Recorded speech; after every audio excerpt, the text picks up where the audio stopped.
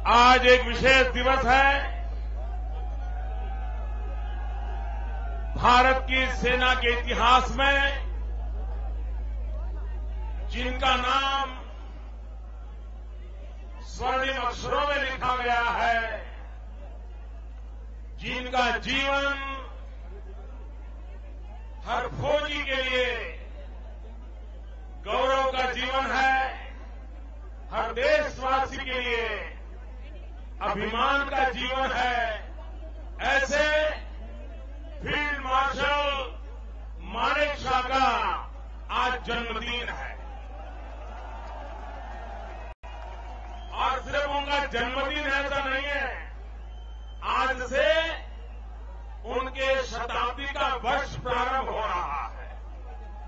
आज उनका 100वां जन्मदिवस है। भारत की महान सेवा करने वाले इस महान सपूत को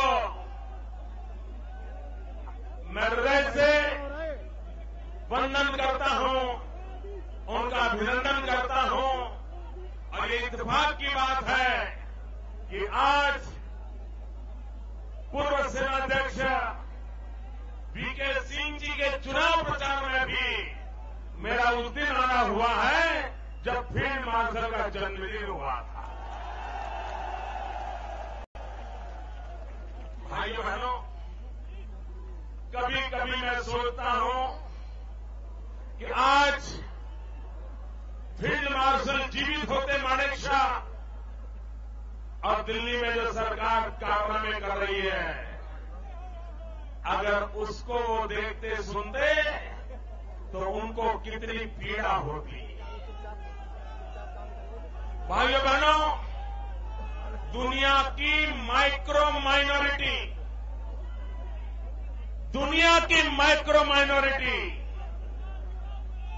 ये पारसी कौम है।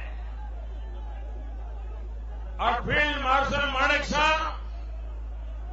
उस पारसी कौम से आते थे। उसके बाद भी हमारी सेना के सबसे बड़े मुखिया बने थे। हमारे देश में सेना को कभी संप्रदाय के रंग से रंगा नहीं गया। हमारे देश में सेना ने सिद्ध किया है कि उनका एक ही धर्म होता है, भारत माता की रक्षा। लेकिन भाइयों बहनों, वोट बैंक की राजनीति में डूबी हुई यूपीए सरकार, मैडम सोनिया जी की सरकार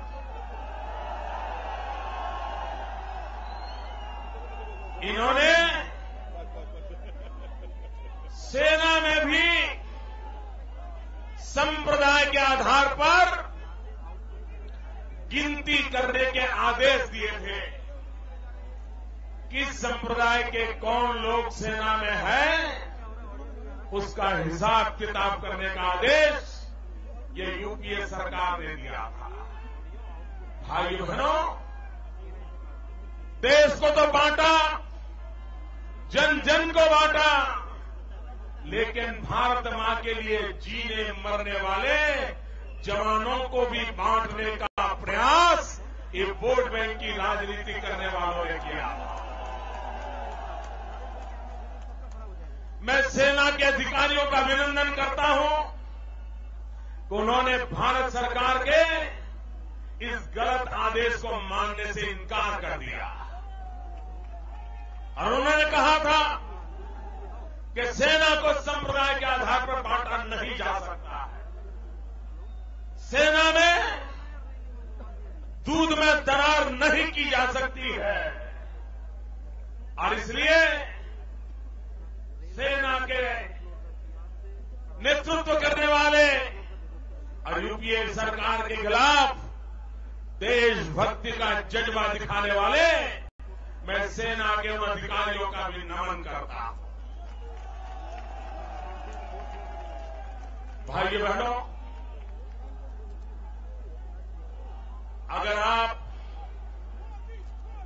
चुनावी दुनिया पर नजर करें तो आपने देखा होगा कि कांग्रेस पार्टी आज देश में भाई साहब नीचे होके जाइए, नीचे होके। कांग्रेस पार्टी चुनाव को सांप्रदायिक रंग में रंगने के लिए प्रतिबद्ध दिखती है। कांग्रेस पार्टी परेशान है कि मोदी के भाषण में, मोदी की बातचीत में, मोदी के व्यवहार में सांप्रदायिकता की बू क्यों नहीं आती है। चारों तरफ मैडम सोनिया जी के दूत लगे हैं, चारों तरफ कैमरा लगे हैं। कहीं से भी एक शब्द इधर उधर हो जाए तो मोदी पर चढ़ बैठना चाहते हैं।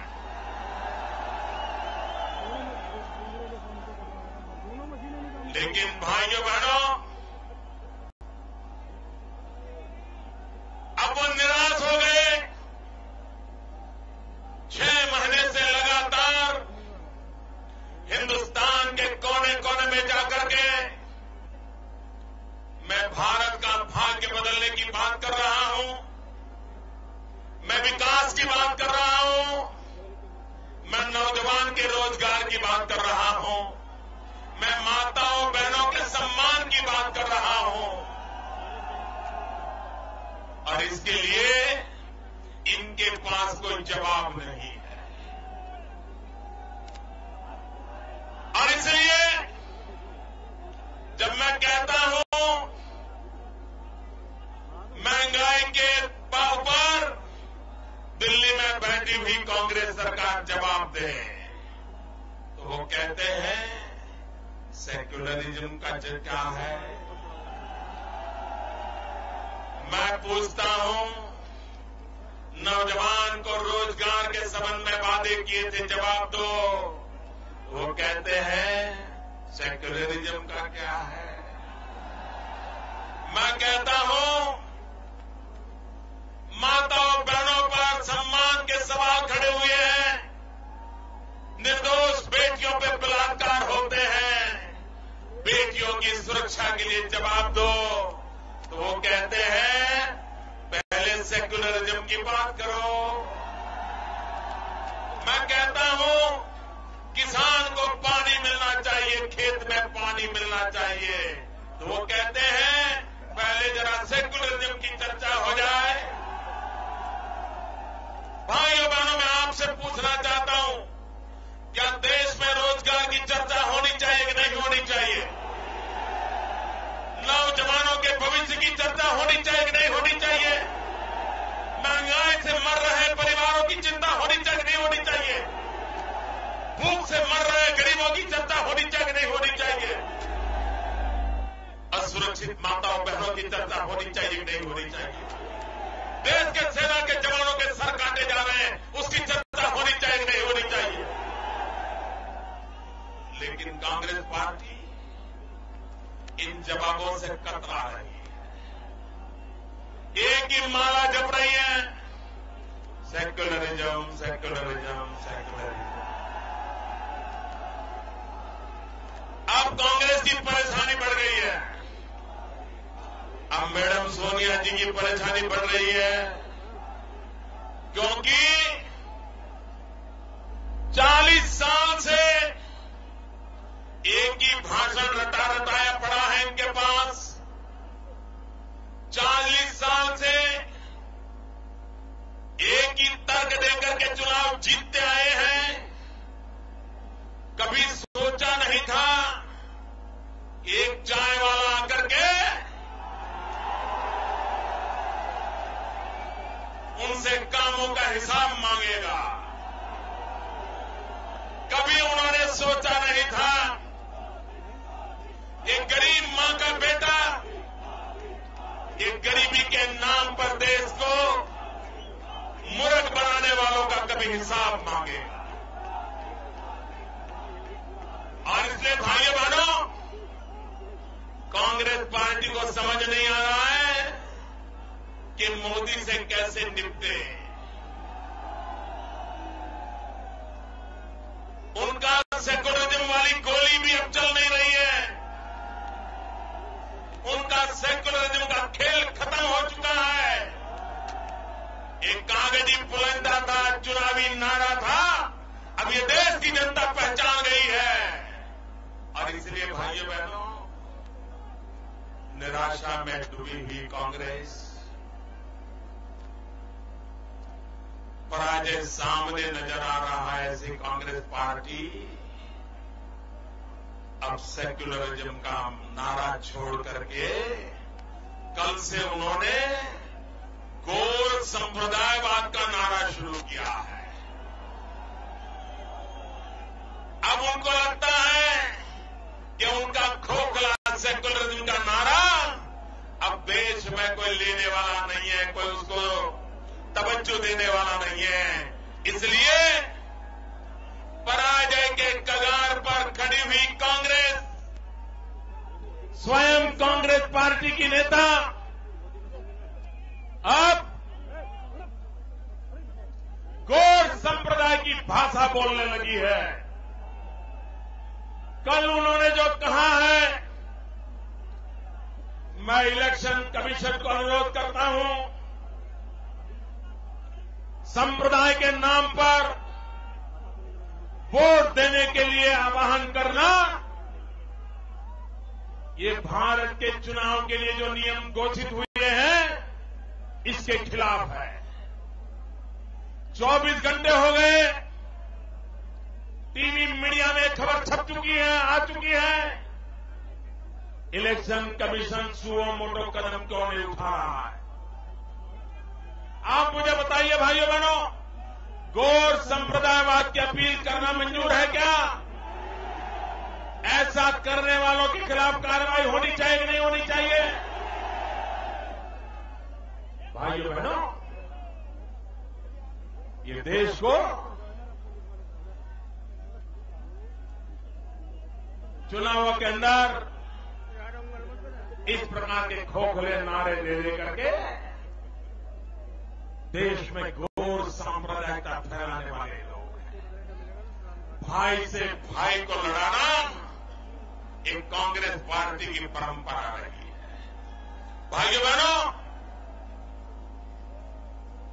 तोड़ो और राज करो एक कांग्रेस की परंपरा है। जोड़ो और विकास करो, ये हमारी परंपरा है।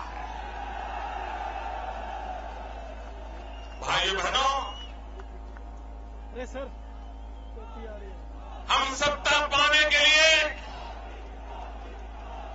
लालायित लोगों की जमात नहीं है।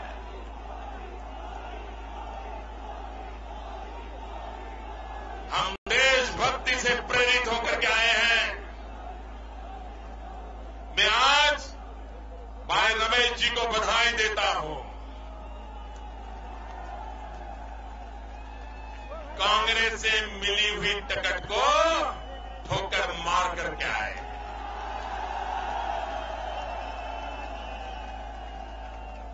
पूर्व सेनाध्यक्ष श्रीमान वीके सिंह जी का मैं अभिनंदन करता हूं कि जिन्होंने अन्ना हजारे के साथ रह करके सार्वजनिक जीवन के सेवा करने का संकल्प किया।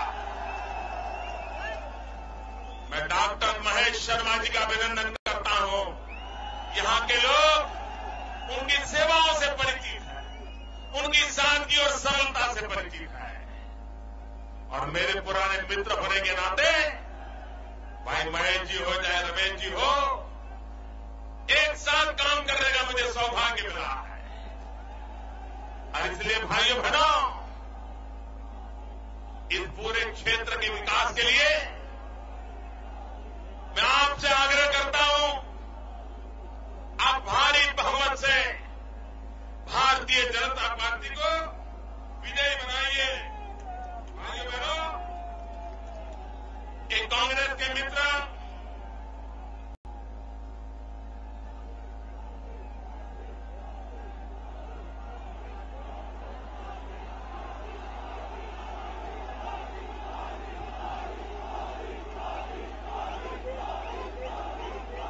कांग्रेस के मित्र आए दिन सेक्युलरिज्म के गीत गाते रहते हैं। मैं आज सच्चे सेक्युलरिज्म की डेफिनेशन करना चाहता हूं। कांग्रेस के लिए सेक्युलरिज्म क्या है, हमारे लिए सेक्युलरिज्म क्या है, जनता जनार्दन फैसला करे कि सेक्युलरिज्म को हमें स्वीकार करना है। भाइयों बहनों, कांग्रेस के लिए सेक्युलरिज्म एक सिर्फ चुनावी नारा है। हमारे लिए सेक्युलरिज्म हर संप्रदाय हमारा है। कांग्रेस के लिए सेक्युलरिज्म वोट बैंक की राजनीति है। हमारे लिए सेक्युलरिज्म विकास की राष्ट्र नीति है। कांग्रेस के लिए सेक्युलरिज्म तोड़ो और राज करो। हमारे लिए सेक्युलरिज्म जोड़ो और विकास करो। कांग्रेस के लिए सेक्युलरिज्म नाकामियों को छुपाने का बहाना है। हमारे लिए सेक्युलरिज्म विकास का नया रास्ता बनाना है। कांग्रेस के लिए सेक्युलरिज्म रिलीजन फर्स्ट है। हमारे लिए सेक्युलरिज्म इंडिया फर्स्ट है। कांग्रेस के लिए सेक्युलरिज्म राजनैतिक हथकंडा है। हमारे लिए सेक्युलरिज्म राष्ट्रीय आस्था का विषय है, आर्टिकल ऑफ फेथ का विषय है। और इसलिए भाइयों बहनों, कल जो मैडम सोनिया जी ने किया है वो देश को बांटने का पाप किया, देश के लोगों को गुमराह करने का पाप किया है। और ये देश कभी भी इस प्रकार की ओछी राजनीति को, देश को तोड़ने वाली राजनीति को कभी स्वीकार नहीं कर सकता है। भाइयों बहनों, मैं उत्तर प्रदेश के पश्चिमी इलाके में आज आया हूं। आज पूरे देश में हमारा किसान आत्महत्या कर रहा है। क्यों? एक किसान को मरने की नौबत क्यों आई? भाइयों बहनों, हमने गुजरात में कृषि क्षेत्र में एक नई रणनीति बनाई। उस रणनीति को समझने जैसा है। हम गुजरात में कृषि क्षेत्र में कभी हमारा नामो निशान नहीं था। हम माइनर ग्रोथ वाले स्टेट थे। हम तो रेगिस्तान वाले स्टेट हैं और हमारी तो मुसीबत ऐसी है, इधर रेगिस्तान है, उधर पाकिस्तान है। हमारे यहां 12 मास पानी देने वाली नदियां भी मुश्किल से नर्मदा और तापी दो ही है। उसके बाद भी हमने कृषि पर ध्यान केंद्रित किया, लेकिन हम टिक गए क्योंकि हमने कृषि के साथ पशुपालन का महात्म्य बढ़ाया। हमने श्वेत क्रांति पर बल दिया, दूध उत्पादन पर बल दिया और उसका नतीजा ये है आज दिल्ली में भी ये बड़े बड़े मेहमानों को जब चाय बनानी होती है ना तो दूध गुजरात का आता है। हमने पशुपालन उद्योग को इतना बल दिया। अभी उत्तर प्रदेश के मुख्यमंत्री की रिक्वेस्ट पर हमने वहां अमूल का काम शुरू किया है। हमने हरियाणा में अमूल का काम शुरू किया है। उसके कारण पहले जिस किसान को दूध का 15 रुपया 18 रुपया मिलता था, जहां जहां हमारा अमूल पहुंचा है वहां किसान को दूध का 35 रुपया 40 रुपया मिलना शुरू हुआ। भाइयों बहनों, किसान की समस्या का समाधान का रास्ता हमने खोजा है। लेकिन मुझे आज दुख के साथ कहना है कि देश श्वेत क्रांति चाहता है, देश हरित क्रांति चाहता है, लेकिन वोट बैंक की राजनीति में डूबी हुई दिल्ली सरकार पिंक रिवॉल्यूशन करना चाहती है। पिंक रिवॉल्यूशन, ये शब्द पहली बार सुना ना आपने? पहली बार सुना ना? वो कागज के नीचे दबा के रखते हैं और हमारे मीडिया के मित्रों की भी नजर न पड़ जाए इसकी बराबर चिंता करते हैं। ये पिंक रिवॉल्यूशन का उनका मतलब है गुलाबी क्रांति, और ये गुलाबी क्रांति का मतलब है जो पशु काटे जाते हैं उनका जो मटन होता है उसका रंग गुलाबी होता है। और पिंक रिवॉल्यूशन का उनका मतलब है हिंदुस्तान सबसे ज्यादा मटन एक्सपोर्ट करे, ये इनका सपना है। भाइयों बहनों, 125 करोड़ के देश में बहुत लोग हैं जो नॉनवेज खाने के आदी हैं, लेकिन एक्सपोर्ट करने की जीत के कारण आज हिंदुस्तान में जो नॉनवेज खाता है उसको भी भारी कीमत चुकानी पड़ती है। उससे भी जो बड़ा संकट हुआ है वो संकट ये हुआ है किसान को या पशुपालक को कृषि में भी मदद मिलती है पशुपालन से, और पशुपालक का जीवन भी चलता है पशुपालन से। लेकिन ये पिंक रिवॉल्यूशन के कारण इन्होंने स्लॉटर हाउसों को सब्सिडी दी, मटन एक्सपोर्ट करने की सब्सिडी दी, यहां से मुंबई तक मटन ट्रांसपोर्ट कर रहा है तो उसके लिए सब्सिडी दी, और मटन के पीछे इतना धन लगा दिया कि आज गांव के गांव गरीब किसान बेचारा पैसे की लालच में अपने पशु बेच रहा है। भाइयों बहनों, मैं बहुत बड़ा संकट देख रहा हूं। गांव की अर्थनीति पर एक गंभीर संकट पैदा होगा। अगर एक बार बारिश नहीं हुई तो किसान का जीना मुश्किल हो जाएगा। ये पिंक रिवॉल्यूशन के नाम पर देश का अमूल्य संपत्ति, हमारी पशु संपत्ति का जो खात्मा बोलाया जा रहा है उससे गांव के गांव बर्बाद होने वाले हैं, मेरा किसान बर्बाद होने वाला है।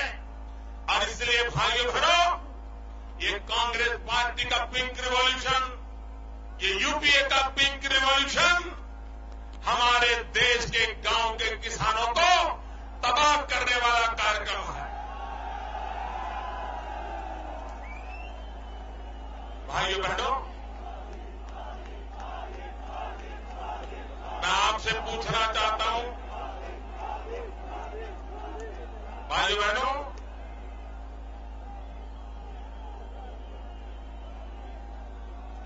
मैं आपसे पूछना चाहता हूं, आप लोग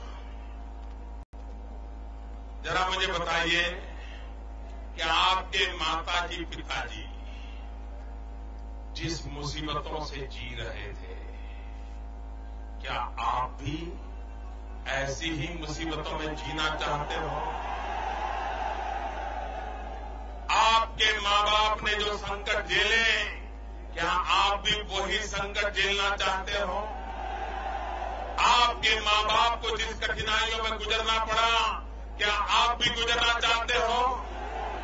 आपके मां बाप ने आपको जैसा हिंदुस्तान दिया, क्या आप अपने बच्चों को ऐसा हिंदुस्तान देना चाहते हो? भाइयों बहनों, कोई नहीं चाहता है मुसीबतों में जीना, कोई नहीं चाहता मुसीबतों भरा देश आने वाली पीढ़ी को देना। और इसलिए भाइयों बहनों, देश में बदलाव बहुत जरूरी है। आप मुझे बताइए, क्या देश के नौजवान को रोजगार मिलना चाहिए कि नहीं मिलना चाहिए? रोजगार का अवसर मिलना चाहिए कि नहीं मिलना चाहिए? ये कांग्रेस पार्टी ने 2009 में अपने घोषणा पत्र में कहा था कि वे 10 करोड़ नौजवानों को रोजगार देंगे। भाइयों बहनों, 2009 में उन्होंने कहा था 10 करोड़ नौजवान को रोजगार देंगे। अब अभी कुछ दिन पहले उनका दूसरा धोखा पत्र निकला है। ये घोषणा पत्र नहीं है, धोखा पत्र है। और इस धोखा पत्र में उन्होंने फिर से कहा है कि वे नौजवानों को 10 करोड़ को रोजगार देंगे। आप मुझे बताइए, कांग्रेस के वादों पर आपका भरोसा है? किसी को भरोसा है? उनकी बातों पर भरोसा है? उनकी कथनी करनी पे भरोसा है? भाइयों बहनों, मैं आपसे पूछना चाहता हूं, 2009 में कांग्रेस ने वादा किया था, आप में से कोई है जिसको पिछले 5 साल में दिल्ली के कारण रोजगार मिला हो? कोई है जिसको रोजगार मिला हो? आपके परिवार का कोई है जिसको रोजगार मिला हो? आपके गांव का कोई है जिसको रोजगार मिला हो? भाइयों बहनों, क्या चुनाव में ये धोखाधड़ी चलेगी क्या? जनता की आंख में धूल झोंकी जाएगी क्या?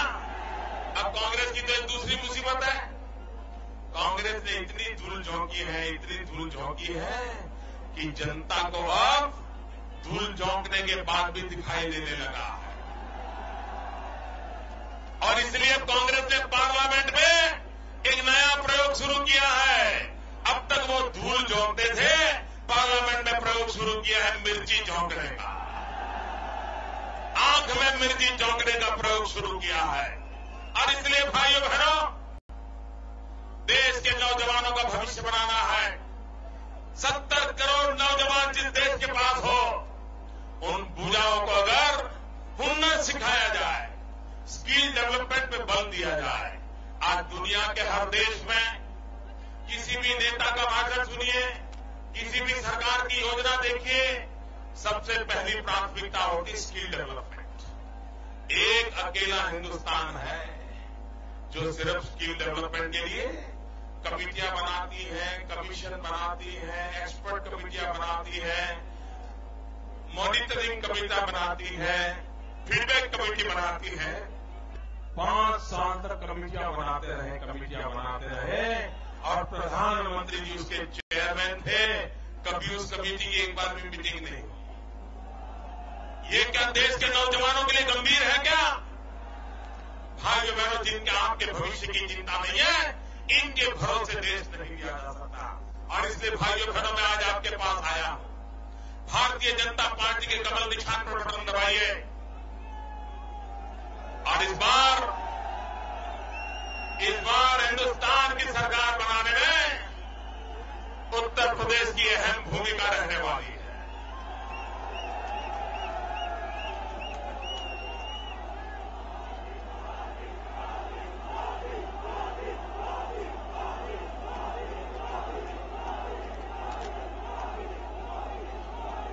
भाइयों बहनों, आप मुझे बताइए, आप दिल्ली में मजबूत सरकार चाहते हैं? आप चाहते हैं कि गलती से भी दिल्ली में अपंग सरकार न बने? आप में से कोई 3 पहिए वाली गाड़ी चाहेगा कि 4 पहिए वाली? आपकी गाड़ी के पहियों में पूरी हवा चाहिए कि आधी अधूरी? भाइयों बहनों, ये लोकतंत्र की गाड़ी चलाने के लिए भी दिल्ली में आधा अधूरा फैसला नहीं होना चाहिए। जो लोग अब पराजित होना तय हो चुका है, अब उन्होंने पिछले 2 दिन से नया खेल शुरू किया है। उन्होंने खेल शुरू किया है, हम तो मरे, लेकिन तुम्हें भी। और इसलिए भाइयों बहनों, उनका इरादा है कि किसी को भी पूर्ण बहुमत न मिले। ऐसी सरकार बने ताकि पर्दे के पीछे वो अपने खेल खेलते रहे। ऐसी सरकार बने जो उनके पापों की जांच करने की हिम्मत न करे। आप ऐसी सरकार चाहती हैं? क्या आप चाहते हैं कि इनके पापों को कारपेट के नीचे डाला जाए? अगर भाइयों बहनों इन पापों को खुला करना है तो दिल्ली में मजबूत सरकार चाहिए।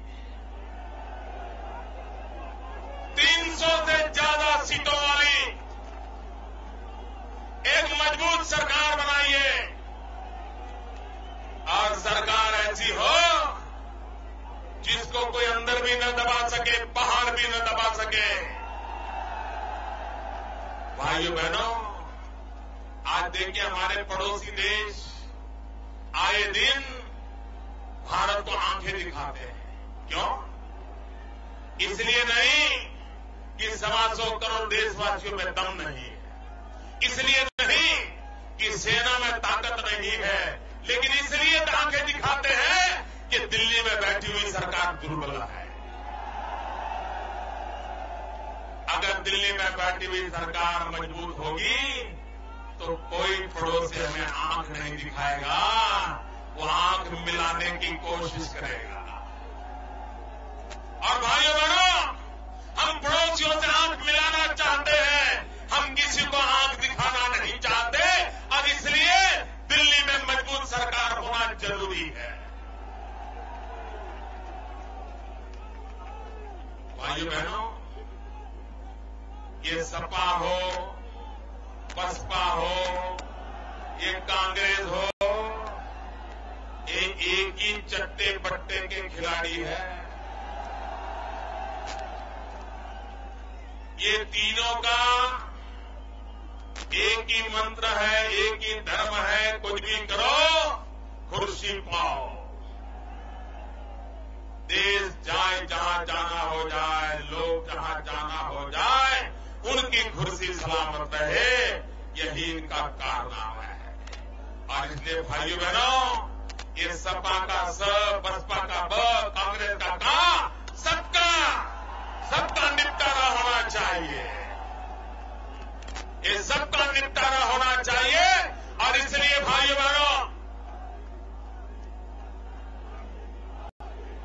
आने वाले मतदान के दिवस गर्मी कितनी ही क्यों न ज्यादा हो, शादी ब्याह की मौसम हो, गर्मियों में छुट्टी पे जाने का इरादा हो, लेकिन भाइयों बहनों, मतदान किए बिना कोई कार्यक्रम मत बनाना। सबसे पहले मतदान, यही मंत्र गूंजना चाहिए। सबसे पहले, सबसे पहले, सबसे पहले। बहुत बहुत धन्यवाद। भारत माता की जय।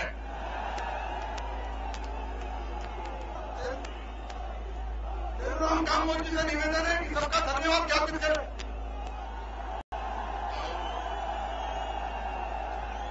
अच्छे क्षेत्रों हमारे भारत प्रधानमंत्री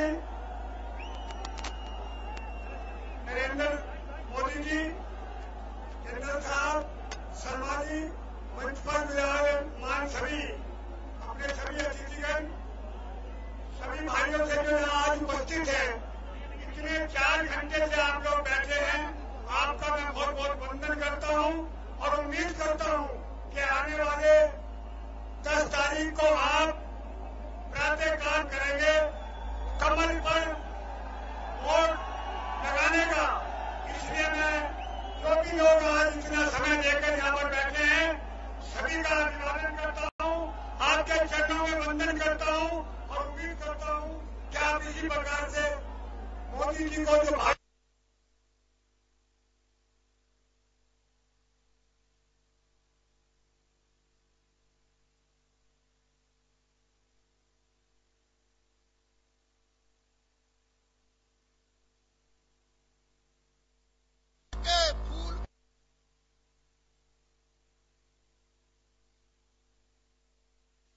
जोर से बोले। मैं आपका स्वागत करता हूं। मैंने 42 साल सेना में सेवा की और सेनाध्यक्ष के